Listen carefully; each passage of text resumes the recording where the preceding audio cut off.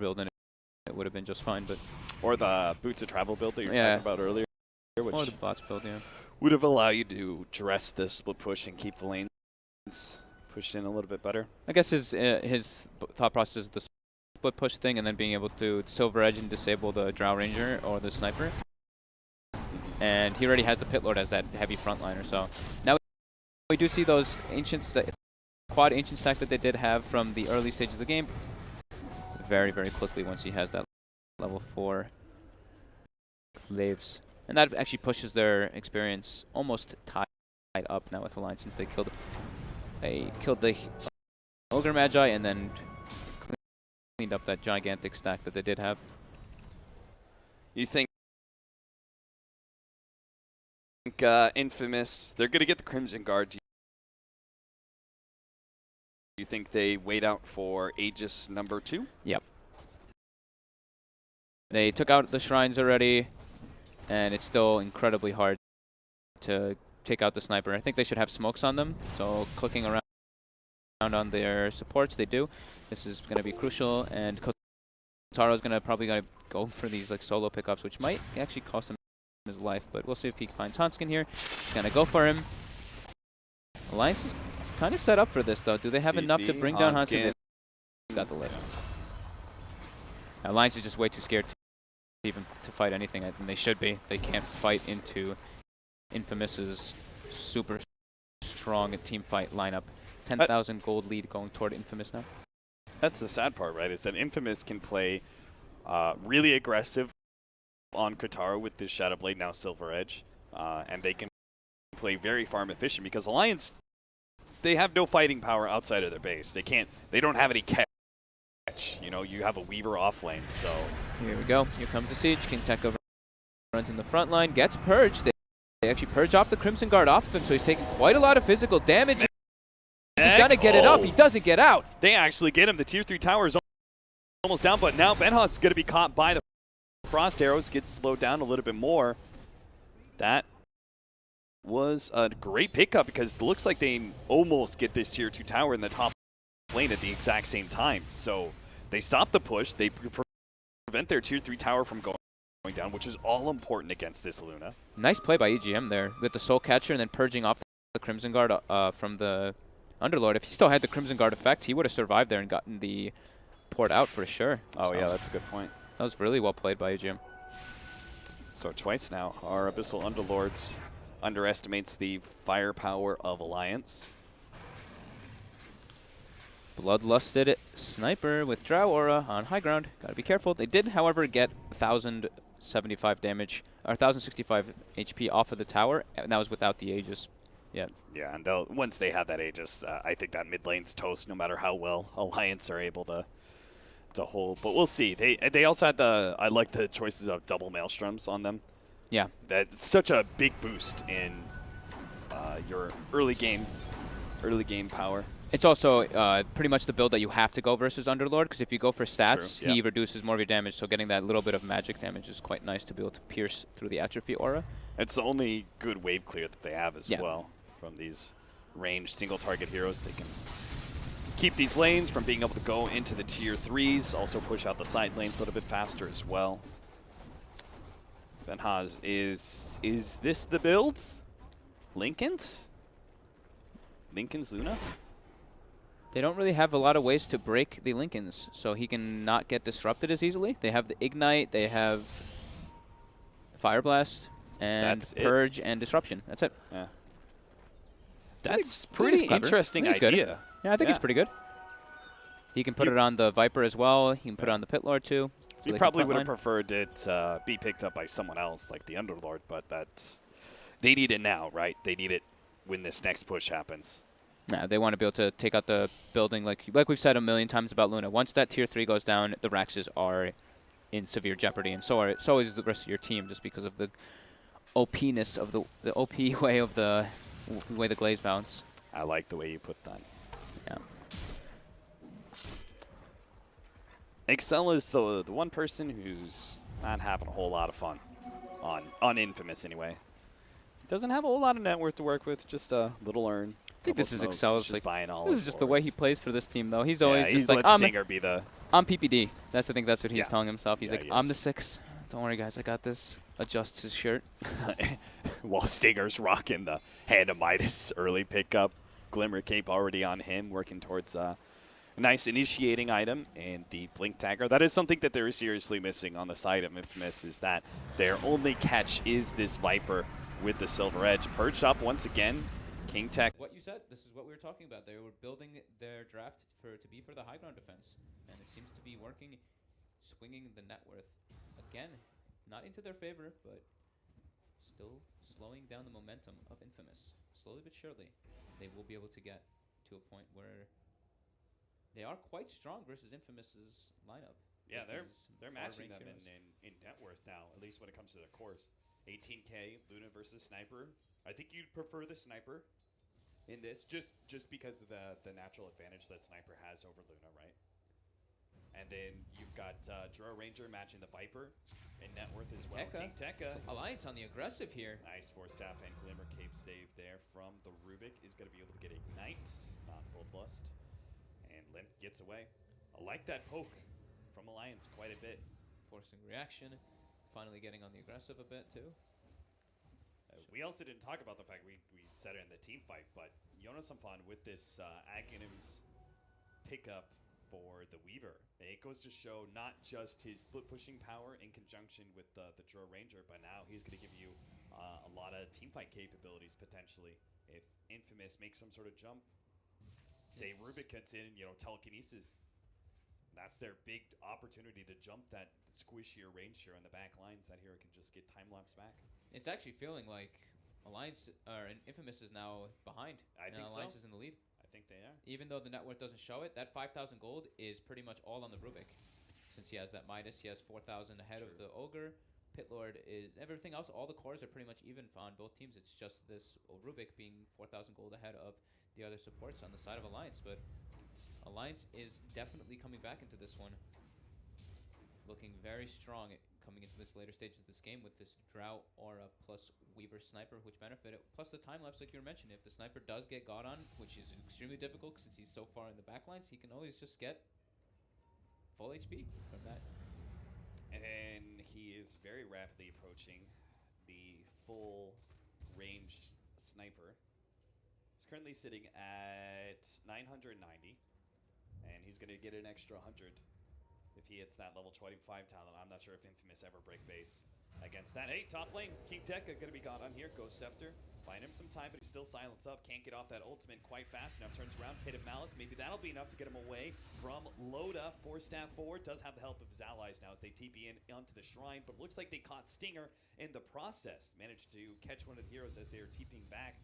Kataro waits in the wings here. He gems there with the gem. Kotaro, be careful. Be very, very careful, Kataro. Roche respawning in 4.5 minutes, almost a maximum respawn time. I'm going to go ahead and say if Infamous get the Aegis and they do not break base, they will lose. It is seeming like it, yeah. It does seem like that is going to be the case. They're having way too much difficulty. They're going to run into Benhoz. EGM pops Lincolns, gets the disruption. They needed that one, especially with the Eclipse about to be laid down. They just get their distance and pummel him down. Excel, he's going to be caught as well. The shrapnel charges, and oof, Limp hitting like a truck. 348 damage, plus an increase in attack speed off of that Bloodlust. Drow Aura Bloodlust. Limp did 3,141 damage there in no time. 310 base damage, plus the Mjolnir with his attack speed. Look at that. Pew, pew, pew. I think you're right. I think that gem cost them so much. You know what's funny is that the second time King Tekka died, he was very close, right? He was almost got out because of the Dark Rift. What happens if he doesn't die that first time? You know, where he could have popped that neck. Small mistakes adding up. Yeah, I mean, against this kind of lineup, you know, the ultimate high ground defense that also scales better than you, like, you cannot afford small mistakes like that. They build up. They build up real quickly. Kataro Looks like Hanskin force-staffs himself and TPs away.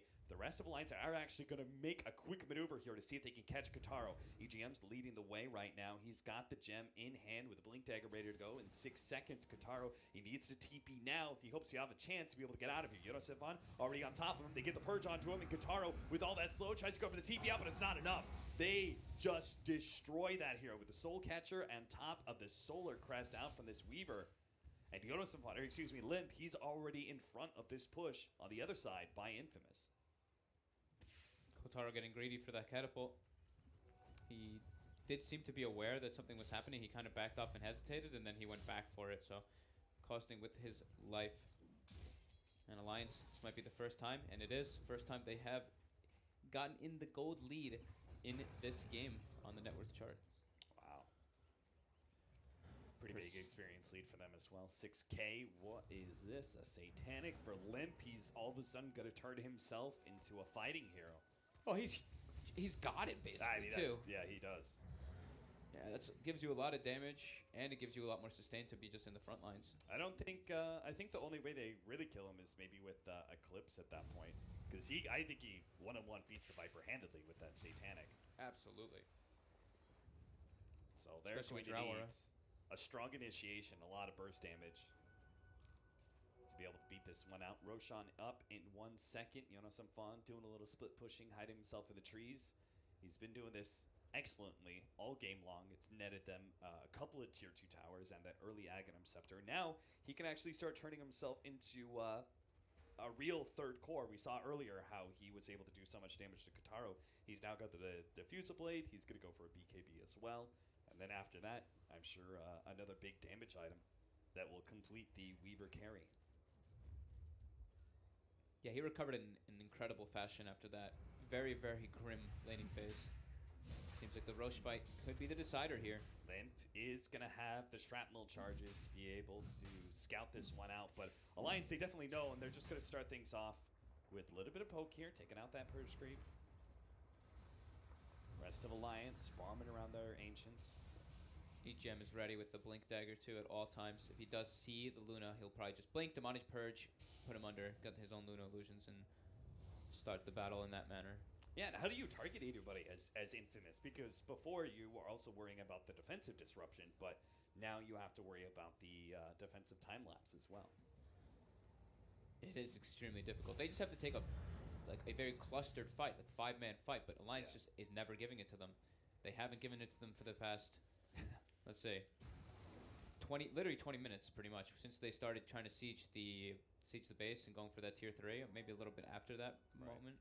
But yeah, no, it's been about 20 minutes, yeah. MKB coming out online for Limp very soon. He's just saving buyback just in case. It's funny because Infamous's greatest chance now to be able to win this game is off of Alliance being aggressive. I think they're actually this bunker that they're gonna have set up inside their base is damn near uncrackable. So Infamous, maybe it's for the best that they kind of sit back and continue to farm on Luna, who's working towards the NKB, as you said. Gonna have to start trading out items though, and that always sucks. Got him. Get him, Centaur Conqueror. Run away. Sniper. Still? Yeah, he didn't know what's happening. Kataro, they actually managed to run into him. EGM is going to get taken out, though, and they can manage to get the Force Staff down. Wow. Nice play there. Benhaz now comes in. They manage to catch Limp. They also get him as well. Alliance, this is exactly what we needed to see for Infamous to be able to win an engagement. Benhaz, he just keeps on going with the shrapnel coming in. They're not going to, well, I mean, Stinger wants to, but his damage dealer's not actually trusting him onto this one. He's got yet another shrapnel, but careful, Stinger. Taking a lot of damage here. Oh, he does manage to get taken out there, and that's going to be the gem down. Stinger getting over-aggressive, thinking the rest of his team was going to follow him up, but Limp buys back. They don't see the same kind of opportunity he does. Now they're going to turn Yodosapan in some serious trouble. Gets silenced up, and Haas comes in. All right, there it is. Oh, the combination of Glaze bouncing between the two cores takes out Alliance. They bought back on Limp, and they may just have to buy back on the rest of the heroes. All of a sudden, Infamous, they went from how are they going to be able to do the impossible and break this base of Alliance to now having a clear opportunity to get themselves an easy win here, because they're going to be able to take this Aegis. They'll have Aegis and Cheese going into a high ground with 2 cores not having buyback. Yeah, EGM, as soon as EGM dies, Alliance's teamfight is pretty much gone, and they haven't given Infamous those opportunities pretty much at all throughout this game. The 1 or 2 times we do see them get it, we see what happens. Alliance loses 3 or 4 heroes, forces 2 buybacks. Very well played Dragon Lance, or Hurricane Pike 4-staff by Banghouse, getting on top of the Drow Ranger and getting those glaive bounces to just shred him in a matter of seconds.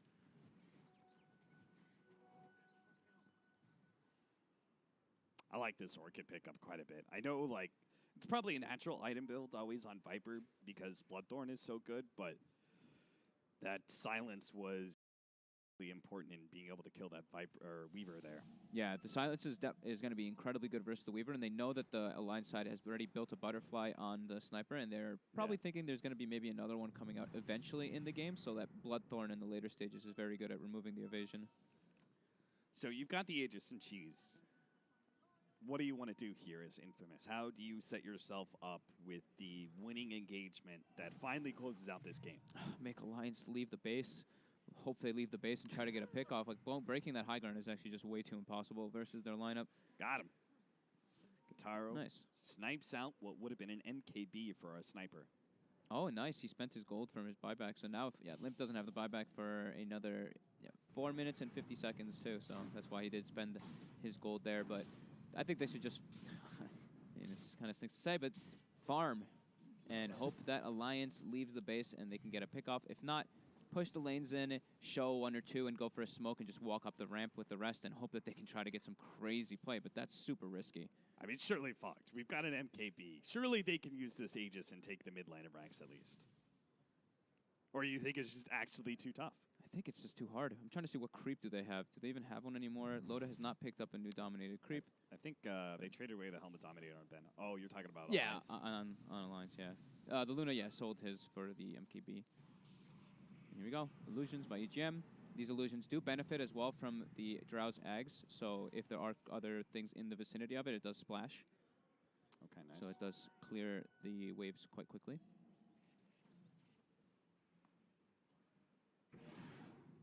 $3K gold. Benhas is completely maxed out, and yet they're still a little bit trepidatious about pushing high ground, and you can completely understand why. Manta Illusion will get some damage. Trepa what? Trepidatious? Yeah, trepidatious. Oh, I like that word. Thank you. Damn. It's much like Majestical that I used yesterday. I like trepidatious way better. I mean, Majestical is a completely made-up word, so I shouldn't say it's Majestical. It's like that. Do you like that? It sounds like a word. Yeah, that clip that we looked at yesterday. Oh, yeah. Yeah, right. I said Majestical, tiny. It went right over me. It went over most people. I was like, wow, how does nobody say anything about that? It sounds like a word. It's like Majestic and Testicle combined together. Yeah. Oh, man. And, yeah, they're just trying to keep Alliance in their base, and they are. Alliance 3 minutes left on their buybacks. Can't really leave the base at all versus this Aegis. They don't want to give them the attempt to go for those. They don't want to give them the opportunity to go for those team fights. They want to just keep splitting them up and stalling the game out, just doing that high ground defense. Bang has Real Benhaz this time, but he does get pushed back. Finally, he starts getting some damage onto those Raxes, starts bouncing around EGM. He'd be a good target, but they're not focusing him. Benhaz is almost dead. Those glaives keep on bouncing. Loda is dropping lower and lower, and Benhaz just doesn't care. Meanwhile, Kataro does go in deep trying to chase these heroes, but he does get taken out. The melee Rax goes down. He does end up dying, but at least he's a little bit out of the way here. So King Teki has to keep his distance at the same time, live long enough, and can't quite get him. Benhaz is left to die as the Underlord is unable to save Private Ryan behind enemy lines. Yono Symphon is rapidly split pushing up the top lane. That tier 3 tower almost gets dropped. He gets the time lapse off, but they have the paralyzing cask. If they get real lucky here on bounces, Maledict doesn't quite hit. They can keep pace with him, and they are going to be able to get him. Yono Symphon does get caught, but Alliance are hoping to be able to force some buybacks here, it looks like. That was one from Benghas. Immediately bought back. Yeah. Wanted to stop the push, wanted to get a kill for himself too. But they did get the Rax, but a Rax doesn't really mean that much in this game now. They're easily able to deal with those, with the Mjolnir on the Drow Ranger and the Sniper high ground defense. I mean, you said it's like, it's too tough, and you're absolutely right. They got 1 melee Rax in exchange for Aegis, 3 cores dying, and a buyback on one of them. Uh-oh. Now Stinger. Stinger's going to be caught. He's got Shikuchi. He's got Telekinesis, too, and he actually wants to go back in. No, he decides against it. The Luna was coming over, but he didn't feel comfortable pursuing things out. Looks like it could potentially be an extremely long game. I think so, too. It's going to be up to just small mistakes coming out, who gets caught outside the base, who wastes their gold on and doesn't have buyback, or a really good smoke play coming out from one of the two sides, and Infamous going for it. The buyback is still on cooldown for Limp and Loda for another 10 or 15 seconds, but they do have the gold for the buyback, and it's going to be up very soon. So this could be a very futile smoke attempt by Infamous. I mean, worst thing that could possibly happen is that it actually loses them the game. Because Infamous do not have that buyback on Benhaz. Now, they do manage to pick up an Illusioner, and that's pretty nice to have. That's very lucky, yeah. Push out the top lane. Very obvious, by the way, that this smoke happens. You've got aggressive wards here. Loda's pushing the bottom lane with his Dominator. Yeah. This is a very good play by him. Satyr Tormentor getting a lot of information. These creep waves being pushed in pretty deep. So Alliance definitely knew, and they know now that this is the smoke's going to fade. Yep. They know naturally Infamous is going to try and deal with the side lane, so they push out and see if they can get a catch, and they've already got it. King Tekka, his Ghost Scepter is going to wear out. His Diffusive Blade gets taking that one away, and he just immediately falls to the physical damage. Stinger, Shikuching away. Should be able to get out of this with his blink up now. He's good. That could be another buyback. Yeah, that was really clever by them, too. They smoke out and use Precision Aura, so the waves push out even harder. Oh. That's very well played there by Alliance incorporating that. Ah, yes. Remember this? No one sniper facing Sumail Alchemist. The blade mail pickup that was key. Well, Luna's got a similar idea here. Benhaz may have learned something from the Boston Major. I think it's a good. Oh my God, Excel! Jesus. Three small peeps, almost taking him out. Oh, he's trying to get the Shadow Demon illusions. He gets the Shadow Poison, unfortunately. For himself. It's incredible. Like, if he actually steals that disruption, that could win them the game. Yeah, the disruption is such a big factor in this. But yeah, I think the blade mails are a very good idea and very good pickup. I think King Tekka could even opt for deciding to get one now too. He's got the Shivas. He's got pretty much everything else he needs anyway. The Ghost Scepter just gets purged off instantly. So blade mail could be a very interesting way to approach versus this sniper who only has 1,600 HP. He will kill himself in no time. Except for the fact that he's going to have a Satanic as well. Yeah. And that will obviously that lifesteal will outdo the damage bounce back by the blade mail. So it may surprise and kill the sniper, or it may end up being an item that actually does absolutely nothing for them. We'll have to see which one it's going to be. Our Draw Ranger is going to have a bit harder time with it. That's for sure. Looks like trying to get the BKB. Kotaro is going to go for the blade mill as well. Puts it into his quick buy. Yeah, He's going for a solo pickoff, but he gets spotted. The gem on Hanskin. Loda's around too. It's a 4x multicast by Hanskin, keeping Kotaro at but there is no way. 2 times multicast coming out at the end of that one as well. And this could be another buyback. We keep saying this. The Lions keep getting these pickoffs. King Tekka, please do not hold on to this Dark Rift too long. Diffusive Blade up. on. I think he needs to start bailing out. Start doing it. King Tekka, you really need to get out of here. Oh, the ultimate goes down. Eclipse. Benhaz, but he gets taken out so quickly. Again, he just does not respect. It's been all game long, and he doesn't respect the damage of Alliance, and he's being punished for it, and so is his team. Underlord goes down. 3 heroes down. All of them have buybacks, but they just use the Eclipse. Alliance, they're in the best position they've been all game long. Yeah, Benghaz has 6,200 gold, but he has no room to even get a new item, nor will that item really help him. He just gets killed too quickly. The Illusion's also benefiting from his items too much. Here comes the Siege from 1,000 and almost 1,100 range away, just peeping on those towers, unable to get to Limp. How do they get to him? They don't have an initiator. They chose the Underlord for a reason. It gave them a lot of advantage early, but it's costing them big time now with the Dark Rift never having been used successfully to be able to save people, including himself, and now means they just do not have an initiator. Wow, well, look at Roshan go. And it's dead. Yeah. Almost instantly, pretty much, with the bugs and the Solar Crest plus the Precision Orange Drow. Looking at the net worth, it is a huge swing down into Alliance's favor. 15 or even more 1,000 gold swing going now. Infamous just seems to be out of options to be able to do anything. They get the racks, but the 1 racks that they got earlier, but that doesn't really mean anything for them.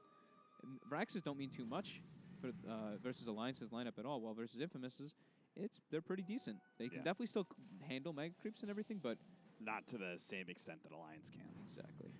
And the thing is, Alliance have to very low committal to be able to get these Raxes, right? We just saw them banging on the Raxes from all the way out here on these heroes.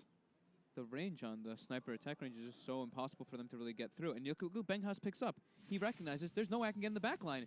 How do I get to the back line? Get a blink dagger on Luna. I think that is very clearly the best I actually play. think that's probably the best thing they could have gotten. That's really clever. Like, how the hell do you get back I want to there? see Kotaro pick up one too. I think they all need blinks just to get back there. Yeah. That's good. That's cute. He's no BKB on Limb, so if he is able to get on top of him once Shadow Demon Disruption goes down, there is still the time lapse though that they have to worry about that has not come into factor too many times in these what fights. I wanted to see them pick up this blink. There had to have been some more clever plays they could have done, like maybe blink tagger on Underlord. Sit back here. The whole entire team just charges at the Raxes. You queue up Dark Rift and blink in towards the end of it. That way, there's no chance of you being bursted down like he's had time and time before. There had to have been some more clever plays they could have come up with to be able to break this Alliance team. Absolutely. But it may just be too late. Creativity comes a bit too late for them, and now Alliance are very clear advantage now. 6-slotted sniper. The building's worst nightmare. You can see the melee racks just get chunked down real quickly. They're going to try and wrap and get their initiation for the side here. But Yonosafan's going to be able to running in these heroes. Eclipse goes down. They need a little bit more. BKB activated, and Yonosafan has the time lapse. He's going to be able to get out of here. King Tekka is silenced up. Benhaz in the middle of all this one goes straight for Limp. But Limp, as they satanic, he's actually staying alive through all this one. Limp, he actually gets poisoned out, but it's still him being able to buy back while Infamous do not have the same opportunities. They're going to use the Luna and the Viper buyback, but if Alliance brings the sniper here, they will outnumber Infamous 5-3, and it's hard to see without Eclipse how they're going to be able to make this hold. King Tekka, Ghost Scepter, Kotaro comes out now, but King Tekka is just going to get ripped apart here. They need to be able to save him or at least get some sort of counter kill. They're going to Hanskin now. Benhaz does manage to dodge one of the stuns using Manta, but it's just too much. This Aghanim's coming out from Loda is ripping apart the illusions and bouncing all this damage back into Benhaz, who has to force staff himself away from the engagement. It's too difficult to get to the sniper. They have to just blink on his face over and over again, but there's too many defensive capabilities coming out from Alliance now, and 2 racks is claimed. Porting down for the 3rd one as well. Limp is already there, starting to beat on it, and Megas are going to be obtained for Alliance. What a swing around. Infamous just unable to break the high ground of the sniper Drow Ranger with Bloodlust and Shadow Demon combination from Alliance. Again, the perseverance from Alliance just coming into fruition, even though they had such a drastic laning phase that was very in the favor of Infamous. They hold on, and now that's just the game. That's just thrown. They're going to go in. One last attempt. Benhaz bouncing around a little bit like a pinball, but does manage to get off some damage onto Hanskin. Cheese being eaten. Loda turns, kills Kotaro. Cheese counter there. Kotaro is actually still going to go down, though. Benhaz is dead. That's their main damage dealer. So, Alliance, they've done it. They've held. They held against a 10,000 gold lead. All the outer towers and shrines dead by probably 20, 25 minutes. They played and drafted the ultimate high ground defense game. And they hold in game number 2 in the finals against Infamous and WESG. Yeah, thinking that they could have maybe, I don't know, like gone for those blinks maybe a bit earlier, or just play the super farm game, trap them in their base, and just play the suffocate game. Just farm everything. Don't let Alliance farm any of this. I guess they thought that they were a bit stronger being able to just go up there with the Dark Rift, but a couple misplays from King Tekka for sure, underestimating how much damage that Alliance would do. But again, also big props to Alliance. EGM also purging off that Crimson Guard, making him die that first time was very, very relevant to what ended up happening in Alliance, showing their fortitude and taking this game away from Infamous, which looked like they were going to win. This is not the first time that Alliance has been in this position, right? In the playoffs, we've already seen Alliance have to battle their way back from being a game down and manage to do it in the late game as well. Just like here, Alliance Are they going to be able to do it for game number 3, though? Infamous. Hopefully they're not on tilt. We're going to see game 3. Who's going to come out on top? Who's going to be our 3rd place of WESG?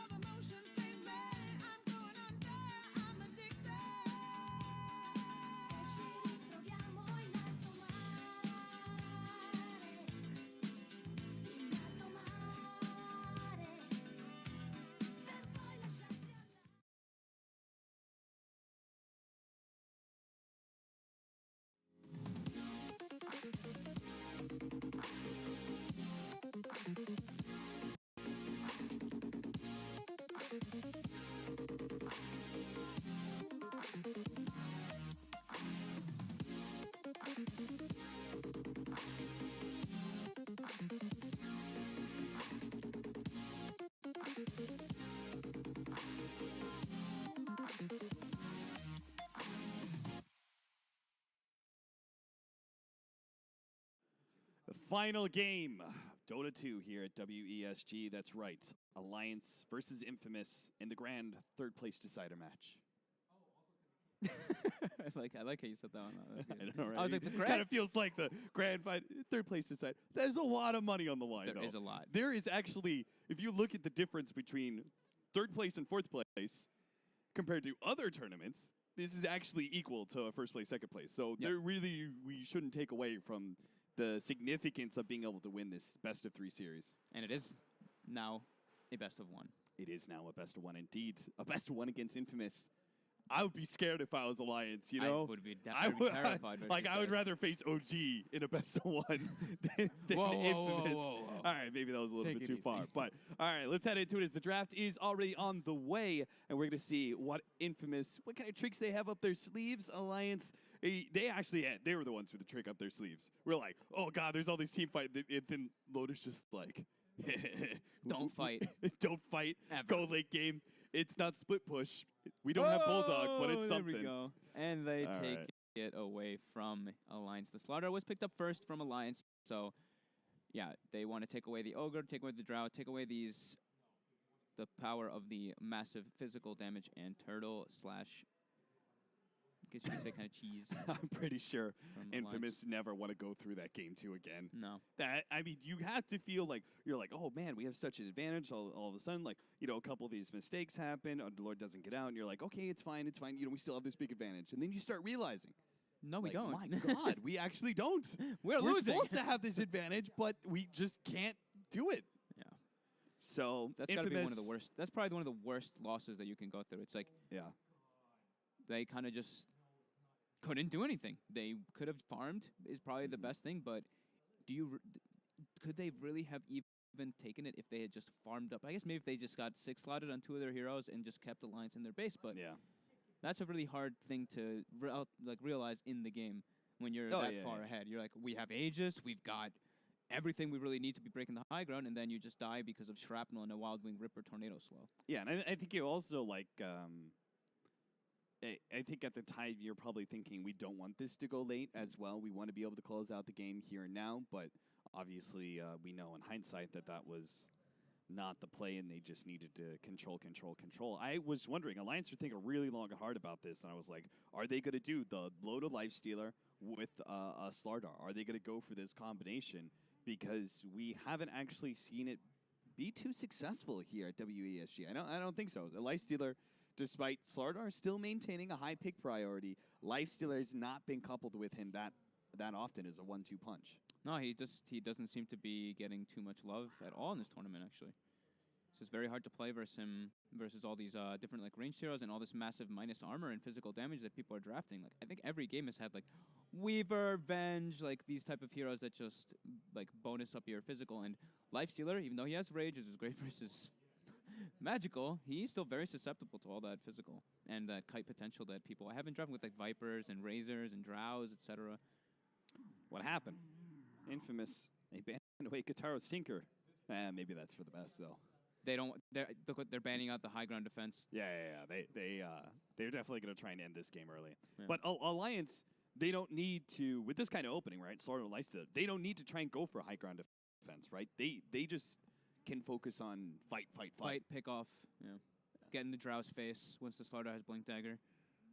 So And I'd like to 'cause see a defensive support come out for Infamous next. that was part of the mistake of Infamous. I say mistake. I guess it was a strategy decision more than anything. But they lacked hard initiation, Yeah. which was a big problem. Alliance very clearly going for lots of initiation against this Drow Ranger strategy that is going to be coming in. Sniper's going to be banned away by Alliance as well as the Viper. I was going to say They should Viper's take probably Dazzle. next. Yeah. I think Infamous should grab Dazzle here. Dazzle, yes. I think it's the best pick versus the down Slaughter for that. Lifestealer. It's the defensive capability for Drow Ranger, and it gives them the sustain to push. Yeah, they take it. I think it's the best thing that they could have gone for. Alliance. think the bench could be decent Bench. for them. No, it doesn't. Rubik. Rubik's still out there. Rubik is still there. You don't have the great steals. You can get Weave and Grieve and stuff. Yeah, Those are decent. Dazzle's pretty Dazzle good, spells but are pretty good. It doesn't feel like a mega value pick just No. yet. Ogre's out of the pool. What are the other heroes that synergize really well with Lifestealer? You also are going to need a scaling mid, which is something Alliance not going to pick now by any means. Probably leave that for last pick, but it's something they do. And you say all right, that, fine. and they just say shit. Yeah, I was just like, oh, Cap, you think you're cool calling that last pick sniper? Think again. Limp Shadow Fiend though. Surely you don't pick all 3 cores in the beginning, though, right? No, I mean, it still could be a core slaughter, but more than likely that's going to be Hanskin playing that one, and they grab one of the supports to enable it, like a Shadow Demon, a Rubik, one of those. I'm glad we're on the same page about that at least. So it still could be, but I don't know if I'd. But if you don't, what offlaners are good versus Drow Ranger strats and their laning phase? Not a whole lot. Anything that lane jungles versus right away. Darkseer's out of the pool. That's one of the better heroes, but maybe they pick up Axe. Axe is pretty good, yeah. Versus the Dazzle, it's quite nice, but Yeah. versus the minus armor that is coming out from them in the Bloodlust, it is a lot of damage. Infamous takes. They're going for this push. They're going for the lane dominance. Shadow Fiend was grabbed, like you said. Yeah. Didn't think they were going to grab the Shadow Fiend for this exact reason. Right. TA is still in the pool with Drow Aura, and this is Kotaro TA. This guy, this is his best hero. I don't think we've really gotten to see him played either. The only thing stopping from Infamous from peaking this Templar Assassin was not knowing the mid matchup. Yeah. And if the mid matchup hadn't been determined yet, they hold on to it. Templar Assassin gets picked up later, or actually could get banned away. But Alliance had a plan. Alliance had a plan. The clock, the Cog, Shadow Fiend Souls, to at least give him that slight advantage into the laning phase in mid to give him, maximum damage. If you aren't sure what we're talking about, he can, every one person hits the Cog, the Shadow Fiend denies, you get Souls in the laning phase, all the way maxed out. And so it's a clockwork off lane to get yourself experience because, like you said, we were thinking about something that can get anything out of this, and that's the hero that can at least try to get some stuff out versus a Drow Ranger. And it's a hero that gets into the face of the Drow without needing items. All you need is levels, so that's another infest vehicle for the Lifestealer to cause the initiations and to get in the backline. Wyvern ban. Yeah, I like that ban. That's pretty interesting. But I was just naturally thinking, Alliance probably getting like Rubik Slardar, probably one of the powerful support combinations out there. But I think the Wyvern actually would have been really good for Infamous. You mean for this Alliance? situation? Or sorry, for Alliance. Yeah. Because Drow Ranger push strategy. All physical. Yeah. The curse can kill anybody who's in the front line if they're grouped up. Yeah, definitely a good ban coming out from Infamous for sure. Last ban for Alliance. One of the offlaners that they need for... Bat Rider's still in the pool. Bat Rider is one of the better heroes speaking. versus Lifestealer. Nyx isn't really good here. What else is left? Oh, Faceless Void. Void was decent. Void was pretty decent, yeah. The other ones, I mean, Sand King, Other than that, maybe like they could even do some like Jakiro or something. I don't know, like Jakiro Ogre go for like more push, but I don't know if I really like that. Alliance now taking their time for their last pick. This is their secondary support. The Rubik is still in the pool if they do want to go for something along those lines to enable the Slardar. It's Rubik, Shadow Demon, or... Again, not great steals. Yeah. Pretty poor. Is there another Witch Doctor? Rubik, Shadow Demon, or Witch Doctor, yeah. Those. I was like, what? I just had a hero in my mind that was fitting, and then I've lost it. But yeah, Witch Doctor would be the other one. Oh, CM, okay. That's cool. Enables the Shadow Fiend and the Clockwork more, but... I especially like it if Alliance, if Yonosafan goes for the maxed out rocket build, and is just spamming out those rockets. That really helps push in the side lanes quite a bit. And I think that actually puts a lot of pressure on Infamous in many ways with their Drow Ranger, who naturally wants to do some 5-manning. Gives them a little bit more team fight, but no sustain on the side of Alliance. No type of like healer or anything to keep them in the fights. What hero did I say? Bat Rider? You said Bat Rider? Yeah, I think Bat Rider We need looks a best. really good jumping disabler. That's for sure, right?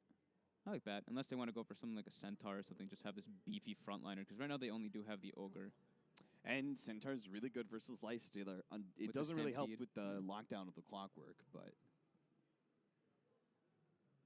Trying to think what else. if he gets the Ags, I bet you run over Cogs. Mm-hmm. That'd be pretty funny. What else? Legion Commander. Legion. Okay. All right, that's lockdown versus Lifestealer, sure. Yeah, that's good. Yeah, BKB piercing lockdown, and it's a scaling hero as well. So they have a kind of a tri-core just in case they are unable to break the high ground. They can scale into the later stages of the game. Do you think that's in the end, what made them decide to go for the offlane Legion Commander over everything else is the fact that they wanted to outscale Alliance? Yeah, something that benefits as well from the Bloodlust, I think, is what they were looking for. Yeah, because this, I think it alleviates a lot of the pressure of going, okay, we're Joe Ranger and Templar Assassin versus SF Lifestealer.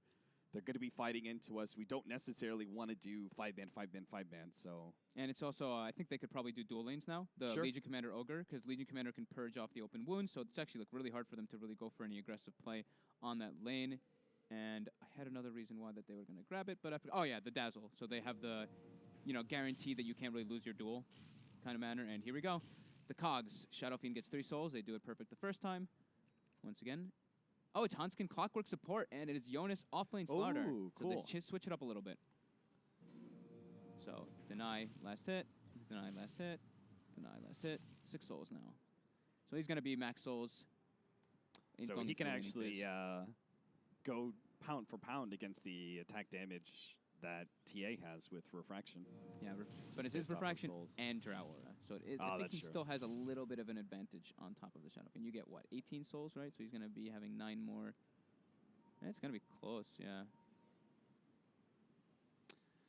Yeah, he's still going to I have... guess we'll take a break from watching the abuse of the poor Cogs and check out Infamous and their positioning. Yeah, I was looking to see the wards and everything as well, but nothing out of the ordinary. Just a standard river ward to watch the CM's rotation and to watch, just to get some high ground vision for Kotaro. I feel like they should be pushing out a lot more aggressively if they know about, geez, what's happening. What is happening? Help. You're getting some artifacting, it seems. Yeah, All right. you're going to have to just restart really quickly. Oh, God. I don't want to go. All right. Somebody put the camera on Fogged. Oh, Yeah, Jesus. I think you're going to have to restart while I just do my terrible camera work for a moment. Production, help me out, homies. I need help.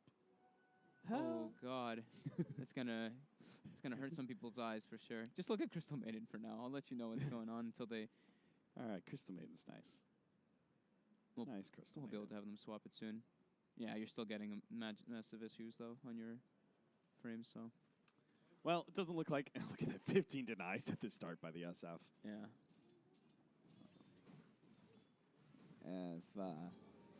Are you getting any left? Ben Or are you Leany, good? can you tell production to switch over to Fog for me real quick? Yeah, his things. Oh, my limp just eats a full heal loop. Oh my God, he almost dies actually to the What happened? Huh? Shadow Wave. He gets on top of the creeps and he takes a 3 or 4 man healing wave.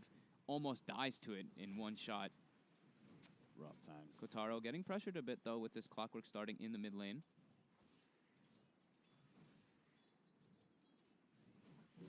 And, oh, he actually gets the Cog on He doesn't have Kotaro. Refraction. Excel's going to have to save him with the heal, but it may not be enough. He's going to get bounced back, and that's going to be your first blood. Hanskin will pick it up already. The support Clockwork to great success. Very nice plays there by Hanskin. This Clockwork support already working out in decent manner. Getting that nice little kill with the boots. Clever little lane setup the way they did it, putting the Slaughter in the offlane with the Iron Talon and just having the roaming Clockwork with the Iron Talon. Seems like your issue actually got resolved without you even having to restart. Oh, No, just no. kidding. It's the buildings. Good test, good test. I mean, as long as Infamous don't go high ground anytime soon, with their Drow Ranger lineup, we'll be fine. TA, careful Kotaro. He does see Hanskin thanks to this ward over here, so that rotation shouldn't be much of a problem for him. He is actually trying to... Oh, he Breaks didn't the pop that salve. Refraction. I think he was trying to do a typical, Kotaro bait thing.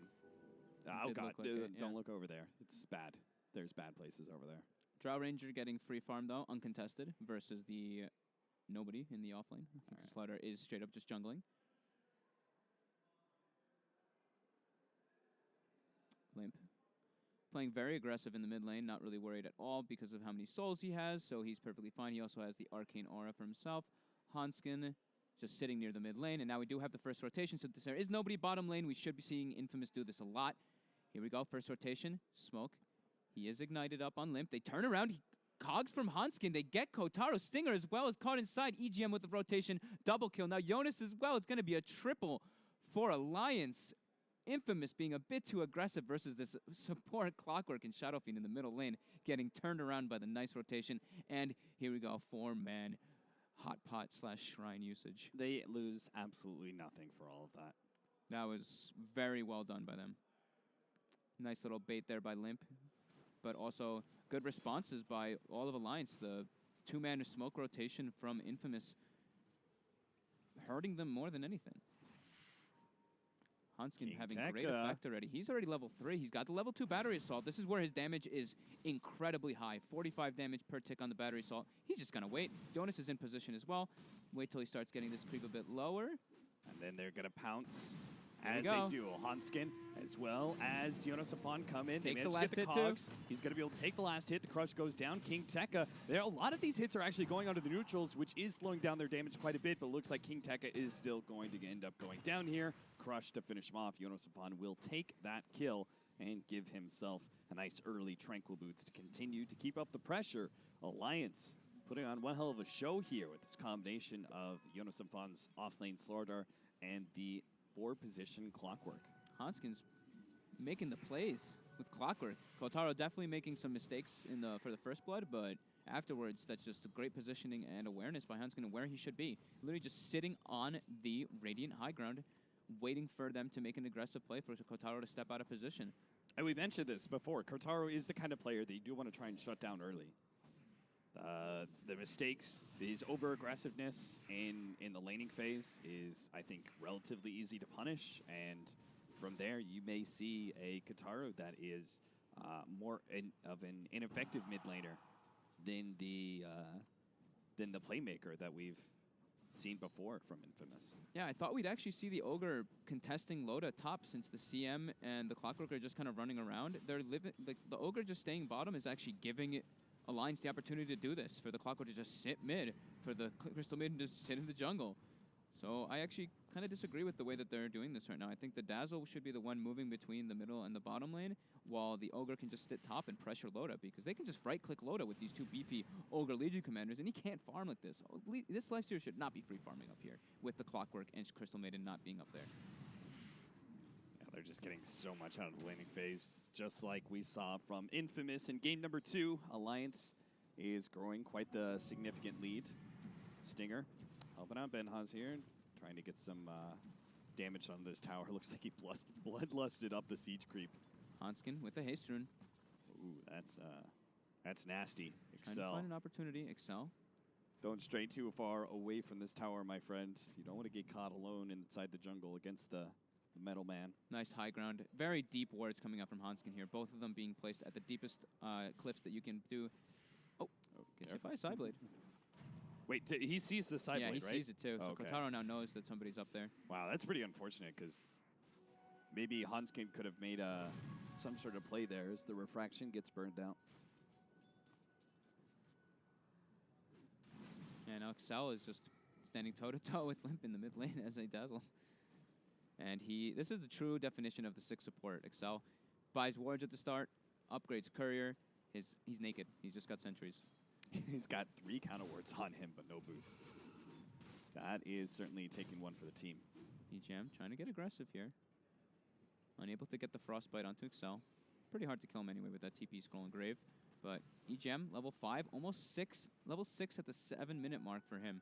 Just pretty much straight up jungling with Arcane Aura and moving mid for those kill opportunities with the rotation of Hanskin. Jonas as well, almost level 6 on the quote-unquote off-lane Slardar, which he just straight up jungled in mid-rotations with the Clockwork, and now Hanskin goes toward the off-lane and takes the place there. Kotaro, straight up just jungling. Ancients, neutrals, Ancients, neutrals. He even picks up a Quelling Blade on top to be able to cut the trees and further his advantage into the jungle. What do you want to see Infamous do here to try and change up the laning phase a bit more? I think any move that they do is spotted right now because Yeah. of the deep wards that are placed. So I think that they missed kind of their window of pressuring because now the lifestealer basically has armlet. So I don't think you can really try to pressure him now. I think your best bet is just to farm right now at this point. They don't really have like playmaking heroes. They have Dazzle, Ogre. Those are the only two that can really run around and do stuff. The other three are not really there. Hanskin is in a very good position bottom. Just leeching experience, almost level 5 on him, just sitting behind Benhas. Stinger is not leaving Benhaz's side. This guy refuses to go anywhere else. I think now he should. I think he has to. I think he has to stay down there. Now he probably needs to, right? Because yeah. Oh, he's trying to stack at the 8-minute mark. Stinger, you can't do that anymore. Top lane. King Tekka tried to get a duel on Loda underneath the tower after a quick nuke, but Loda was a bit too fast for him. Kotaro now moves back toward the mid lane, and Limp goes to the jungle and gives Jonas the mid lane to free farm. Since Jonas can't jungle nearly as effective as a Shadow Fiend, I think this is a very good approach for them. And Limp makes the move to bottom so they don't get the tower pressure. They don't take out the tower. They still have the clockwork to be Limp, able to wrap around from behind, you're but they're still not that immediately going strong. for Limp. They're going to try and finish him off. Benhaz can't actually finish him off because the Cogs, Hanskin comes in a perfect time. They're going to be able to get the nuke to finish him off, and now Stinger is actually in some trouble as well. Loda is trying to catch up to him. Actually opts not to chase him down despite having phase boots coming up. Thought better of it. I got scared for a moment there for Limp, too. Like one or two more auto attacks, and he would have dropped there, but perfect timing from Hanskin to come up from the behind. Waiting there for, I think, 2 minutes or so, sapping some experience and just chilling, but great bait opportunity there from Limp and Hanskin. Nice teamwork coming out from Alliance. You know, the funny thing is, despite this laning phase and everything and the efficiency they're getting out of the jungle while also being able to get a lot of movement, Infamous are actually doing fine. Yeah, this Legion Commander is farming very effectively. He was very effective in the jungle. Even though he died once, he was able to stand toe-to-toe with the Lifestealer with quite ease, even though he didn't have any other help. But that's just because the CM has been straight up jungling. Like, EGM has not really left the jungle except for like 1 or 2 rotations, and the Clockwork is not concentrating on the top lane at all because that's not where he should be. I think him sitting mid and going bottom is perfect for what Hanskin's doing. This guy, Hanskin's actually a massive playmaker in this game so far. Oh, yeah. Seems like another big difference is Kotaro has quite the CS lead over the SF despite dying twice. Yeah, that's crazy. Just the jungle. Loda, open wounds threatening him. Now they're going to have the TP in. It is going to be a bit slow. Benhaz may still die here. He needs the Shellgrave save from Excel, but he doesn't really have any way to be able to get out of here. He could just buy the Ring of Regen and make sure he does lose a minimal amount of gold. But now, Alliance are in a position to be able to try and push out bottom, but they also have to deal with mid. Kotaro is actually putting some pressure on that Tier 1 tower, so Alliance can't just funnel into the safe lane tower and take an objective off of that rotation. Yeah, I was a bit curious when he picked up the Quelling Blade instead of picking up the Blightstone, because I think Blightstone gives you more damage, actually. It gives you a lot more damage since you have the refraction in the, for the jungle creeps, and even helps you take out towers better, so I was definitely intrigued by him going for that. Just, I guess, wanting to be more efficient by cutting trees and farming better in the jungle. Not too sure. Maybe these trees, since he's farming this camp so much. Yeah, he was farming it this way, though. He didn't even cut the trees. But yeah, whatever. That's true. It's whatever. It was just maybe him feeling desperate, bought it when he had 200 gold or something along those lines. The old Quelling Blade was probably a lot more effective, right? Yeah. Percentage base off of heavy refraction damage. Legion Commander is just having the time of his life up here. Oh, are they going to go for a Courier Snipe here? Free Blink Dagger. The Courier was spotted by the ward. They have Limp. Is going for it. Do you think it's worth it, though? Do you want the Courier or do you want the successful initiation? It looks like they want the Courier. They're going to get the Courier. It looks like they want the Courier. They want the Courier. They want both. Hanskin is actually going to make his initiation as they kill the Courier. King Tekka is the target, but they didn't realize King Tekka was actually here. He gets the Shallow Grave. Turn around, duel. Maybe they can finish off Hanskin, and he gets the win. He's going to die here, surely, underneath the freezing field, and so does Draw Ranger. Stinger is also going to die, as he's going to be chased down by Loda with the amplified damage on him. 3 for 1, and Alliance got a Courier, and they're going to be able to get the Tier 1. Oh, God. Jonas has a Blink Dagger already. It's like 11 minutes in the game. Almost level 10 on this jungle slaughter, pretty much. He did very well for himself off of the jungle and rotations. I remember looking at him going like, oh, wow. He already has 1,000 gold. Yeah, it definitely helps him a lot that he has this insane CM mana regen aura, too, for jungling, so he can just Iron Town stun on pretty much every single creep camp. So that's definitely a cool little combo that Alliance does have going for them in the early laning, well, early jungling phase that they'd had. That was a missing piece. I was like, man, I was like, I know he rotated successfully, but I was like, how does he actually do this? Yeah, that's the missing piece right there. You The need aura. that aura to be able to clear the camps. Really enables him Excel. to fire. Oh, Excel, you are looking very dead, my friend. Yeah. Bye Bonzo. 1-11, 12.5 minutes in. 4,000 gold lead for Alliance, almost 4,000 experience as well. We are going to have a Blink Dagger soon for King Tekka, but Alliance have been the ones making all the moves so far. Not sure if a Blink Dagger is really going to change the nature of this game so much when Alliance very clearly have the advantage, it seems. They are doing damage control for sure, though. I mean, it's 1-11, and it's only only like a 4,500 gold. You'd think it would be a little bit higher when it's a 10 kill lead and a it's only a 1 tower lead. I thought they'd gotten 2. And they haven't lost too many of their objectives. I think that's another important thing, is that they are doing a lot of chip damage onto these towers. Yeah. You can see the bottom tower bottom is was actually in deny one range. hit away. Yeah. So they have potential gold that's ready to be picked off of these, and they haven't seceded too much map control away to Alliance just yet. Or conceded, rather. Mm-hmm. Excel, with that death, though, that he did get up in that top lane, he does get an aggressive ward down, so he is able to watch the movements of Alliance in that enemy jungle. And watch. Nice. He actually just can watch EGM jungling right now, so he knows that the Crystal Maiden is not able to come to a fight. And this is Gonna pretty watch much where him in EGM Envy, maybe. This is where EGM's been for quite a while. You want some fun? Good thing they ran into Stinger. Ben Haas is super happy with that one. Oh, God, he but gets it's not caught happy anyway. enough. Hook shot comes down first. Ben Haas is dead. They've got King Tekka as well as Excel coming down. They're all going to die. They're actually just dead, I think. Maybe you blink out from King Tekka in a second here. He'll be able to escape, but Excel... Oh, they actually blink forward. They got King Tekka. He had his Blink Dagger up. I swear I saw it. They get the extra kills. Excel doesn't stand a chance. Has the Amplify. Limp will one-shot him, thanks to the double damage and Amp. This is now starting to get very out of hand. They're still doing okay on like net worth wise, but they can't fight into Alliance's draft. The Blink Slardar, he's gonna go back for the Midas now too. Oh, Kotaro now as well. Do they have sentries? Stunned. They don't, but they have a CM ulti. They don't have enough to be able to eat through the refraction until the freezing field comes out, but that attack speed slow, it's not enough. EGM's still gonna die, but Kotaro is definitely dead. He's gonna be surrounded by Loda and Jonas Safan. He ends up going down. Stinger can't do much about that. Alliance, that is a big kill to have. They needed to be able to keep this Templar Assassin in check. He can make it go for Roche soon. Oh, never mind. Jonas is almost level 12. I think once he's level 12, that's when they do it, because just of the nature of how fast they're going to bring it down with the Shadow Fiend aura as well. Being level 2 already, so -4 and -15, so -19 armor on that Roche already. I think, and a Blightstone on Loda, so, you know. Got a pretty decent amount of minus armor to bring down the Roche just a bit faster for them. Seems like Infamous won't really have a chance to take control of this game until they have Deso on TA, Blade Mail on Legion Commander, and you definitely need the Hurricane Pike finished up for Jor Ranger. Hunskin, as well as this Slardar initiation, is too much of a threat for this hero. I mean, I'm even a little bit surprised he went for the Dragonlance first. Yeah. Given the imminent danger he is always in. Yeah, I agree. He's now got it at least, though, but Alliance's lineup is incredibly good at team fighting, while Infamous just really isn't right now at this point. It's going to take them a little bit longer to really get the items they need. They do have the blink on the TA. They do have the blink on the Legion. They are completely weaved up now. EGM gets spotted.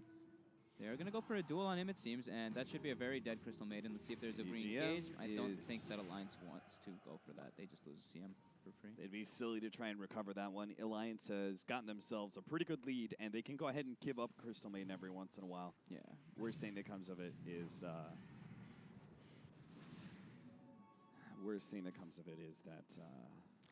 that dual damage that was given to the Legion Commander. Yeah, they get offensive wards down for it as well, so that's fine. Alliance gets a couple there, so now they're able to siege this top tower, while Infamous takes out the mid one. But yeah, the team fight, like I was mentioning, on Infamous' side is just not in any relevance compared to Alliance's, where they have Freezing Field, Requiem. Oh, that is a dead Ogre. And Kotaro, they missed the Unfortunately, hook. Jonas Safon actually intercepted that hook. Now the turnaround silence perfectly timed as Loda pops out, but a freezing field placed by EGM is actually going to scare back the rest of these heroes. Kotaro's just hoping to be able to get to the one kill on Hanskin. Can't even get that much. Frostbitten up and will not be making it out alive. Can't even get himself a kill on the board. That's the Roche. That is indeed the Roche. Jonas going as well for that Midas, as I was mentioning before, and he's going to have it after the Roche dies, so he will have that scaling potential and that anti-carry, as you mentioned, going into the later stages, but it's looking very grim for Infamous. Alliance looking at very Tech, coordinated. We'll be able to get off that press the attack, whoa. but What was he doing there?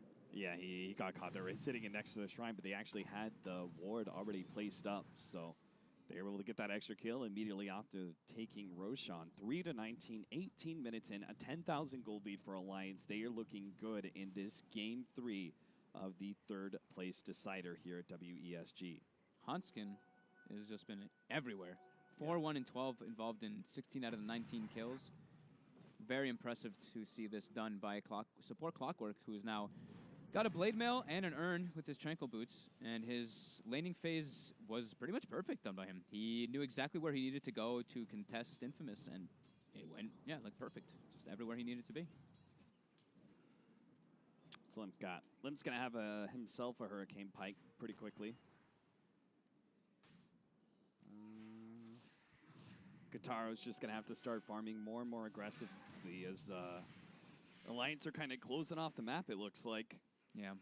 This is not where you want to be with a Drow Ranger lineup at all. Yeah. Well, 3-19 is, you don't want to be there with any lineup, obviously, or ever, but you don't want to be at such a deficit when you pick a Drow Ranger lineup and want to win your laning phase. They just got crushed way too hard. Their only smoke rotation that they did, the only smoke rotation that Infamous did actually costed them 3 deaths rather than getting themselves anything.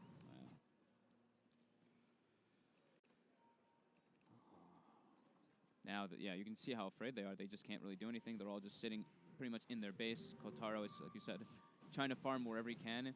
And the best place to farm when you're under this much pressure and when you're at such a deficit is the place where you think, where the enemy won't think that you are, which is in their own jungle. The closer you are to danger, the further you are from harm. I like that phrase. Yeah, I love that one. Kotaro is going to be able to spot this one out with the Invis rune. He sees Hanskin. He's got a he's got his Desolator finished up too, so he does chunk out a good amount of damage here. Don't think they'll win that fight though if they jump Hanskin. You could see Jonas Absolutely Fan has Loda inside of him right now.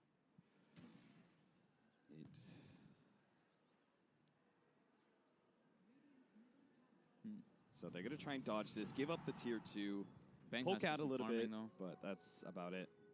Banghouse can't get anywhere to farm. He can't really leave the base. He's just having so much trouble going anywhere. Kotaro's the only one. He sees the towers at 30 HP, snipes it. Nice play. Got it. Jonas in position, though. He's got the really infested life stealer. Oh! Oh, no. Misses that one. They do have a few more seconds until the Blink Dagger's back up. He actually turns, almost kills Jonas Savant. He will manage to get him. He can maybe fight Loda. No, he can't. The refraction. He did have a DD in his bottle. I wasn't just got burned through so quickly. Yeah, you were right. Did have the DD. I thought he had it, and then I was like, wait, no, he doesn't. Long day. Yeah, he does get the 1 kill on Jonas, which is a nice chunk of money for him. 642 gold plus the tower last hit, so that was kind of worth it for Kutaro. Didn't want to die, but underestimating the Shrine TP potential from Alliance. He was so close to being able to get his blink off with the refraction covering the damage. But yeah, so much damage coming out from Loda, though. With the Amplify, he got like 2-shotted with the Echo Saber. Yeah. Pretty absurd. That Echo Saber is a lovely pickup. Normally, Lifestealer is not good versus Templar Assassin, right? It's not a good matchup for Lifestealer. Any of one of those like heavy physical damage dealers that can have, especially that damage instance, is really good for TA. But it is a little bit better than it used to be thanks to the introduction of Echo Saber. Yeah, just a little bit better. Eat through those refraction charges a bit faster, not by a massive amount. Trying to get Kotaro with the hook, and that does reveal the fact that they have a ward on the Ancients. And with those heroes down there, maybe Infamous. I thought they were actually going to rotate behind the Drow Ranger and continue to go for the push, but they're too scared to do even that. Benji is going to hide himself in the trees here and TP out.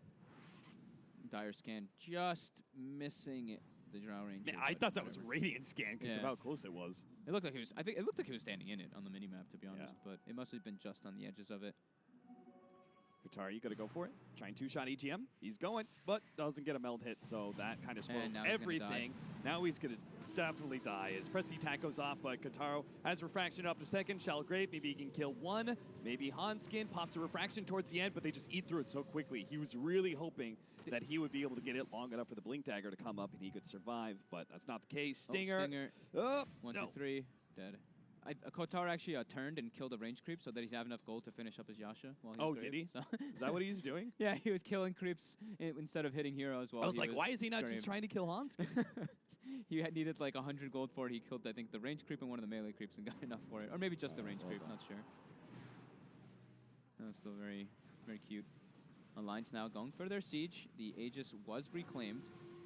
And they do have a gem now on the King Crystal Maiden. Tekka, another missed initiation by Infamous is going to cost them yet another life. Hanskin's going to bump back up, make sure that King Tekka can't actually make it out alive as the Shallow Grave fades away.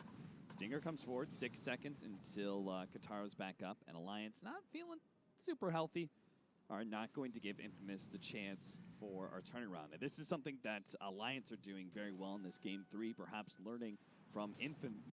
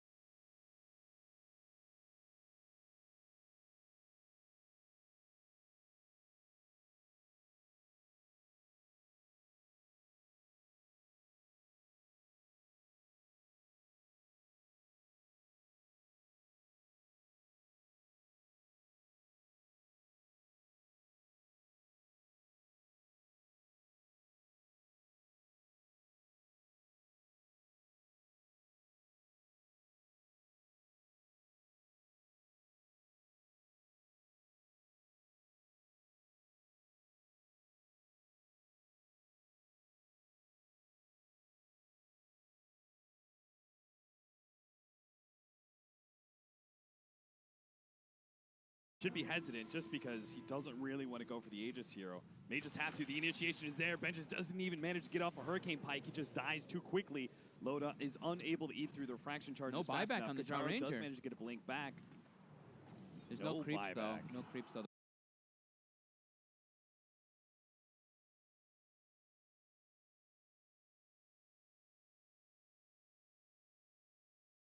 The backdoor does kick back in. Okay. Very lucky for Infamous, but the They'll creeps are definitely coming. be able to go right back in here in a second.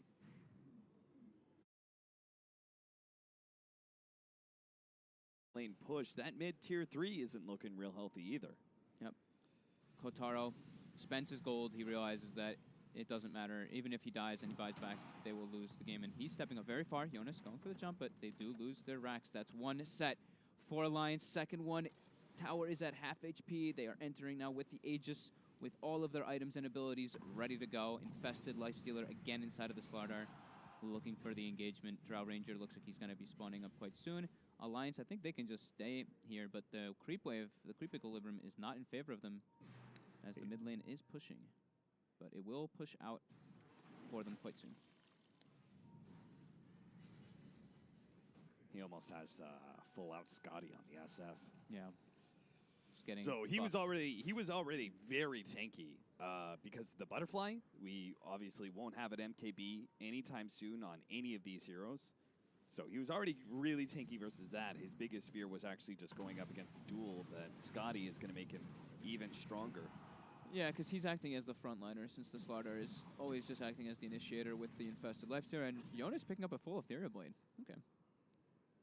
Interesting. I actually love the Ghost Scepter versus them since they're all physical, and Ethereal Blade now versus the duel is so good. Like the duel, he's able to just ethereal the target that's dueled up and able to counteract the potential of them getting bursted down. That's a really good point like because this. it's literally the only way Infamous make this initiation. Yeah, I really like this pickup from Jonas.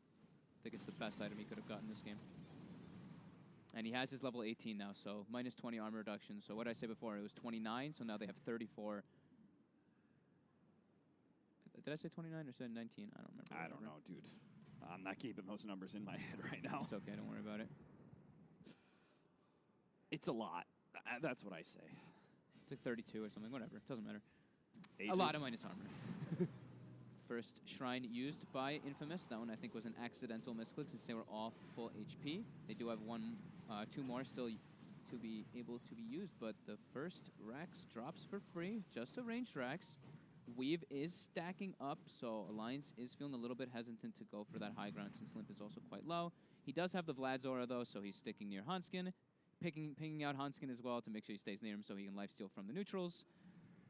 It Getting himself a little bit more seems pretty sustain. clear that Infamous are not going to make that initiation until that Aegis is gone. So Alliance may be able to get this melee Rax without Infamous trying too hard. About 1 more to minute find left an on that. initiation. Limp actually just challenging Benjes in a 1v1 man fight. Manta activated. Oh, almost some fun. Not getting the blink there. AC What being happened? delivered for the Lifestealer and Scotty being delivered for Limp. I think he just hesitated because he realized the Rax was dying. I think he was just like, I don't need to initiate here. It's an overextension. Loda was infested for quite a long time. Yeah, I was about to say Loda gets a breath of fresh air after being inside that that fish for probably a good 3 or 4 minutes. And he might just go right back because Infest has certainly been off cooldown for a really long time. Mm-hmm. Everyone itemizing ideally on Alliance, and Infamous is getting a little bit of space to get some farm, not like a big amount, but they do finish up the Manta style on the Templar Assassin now, and he's going for that crit, while Benghas is pretty much stuck on the items he's had for quite a while, trying to get the Shadow Blade, but it will take a while. Smoke out from Alliance, trying to go for this little wraparound play, Clockwork. Only 5 kills on Infamous's side. The Aegis is finally gone for Safford. Attempts to go for the stun there. That was a cute play by Stinger, but Limp responds perfectly with the Manta in order to disjoint that animation of Stingers. Jonas still smoked up in the back, ready to go. Here's Here King comes the Tekka duel. makes his initiation, but another great Another Hurricane Pike. Now they're great just going to try and Hurricane kite King Tekka and kill him at a distance. The Corrosive Haze makes it easy. Hanskin gets the double with the cogs there. Jumps forward, manages to catch 2 inside the cogs, but they both get a Force Staff out and will turn and kill the Clockwork. Excel does manage to get himself away, but it doesn't matter. The damage is already done. Megas. 2 members of Infamous are dead, and they'll be able to get Mega Creeps just like that. And they call And a GG. classic. Infamous. Oh, They King call Tekka it at picks the up- end. They came so close. Congratulations did. to Alliance, though. That's a Yes. nice, it's not, I don't think what they wanted. They definitely wanted to be taking the win here, but Yeah. can't complain with a third place finish, claiming themselves at least $200,000. Yeah. And the Peruvians do go back home with 60,000. Not, not nothing. That's quite a lot of money anyway for them, but definitely not what they wanted either. Just a couple misplays, and Alliance is playing incredibly well too. Hanskin, I think, definitely the MVP in this one, just because of that early game. Oh, yeah. He That was owning. He was that everywhere. great.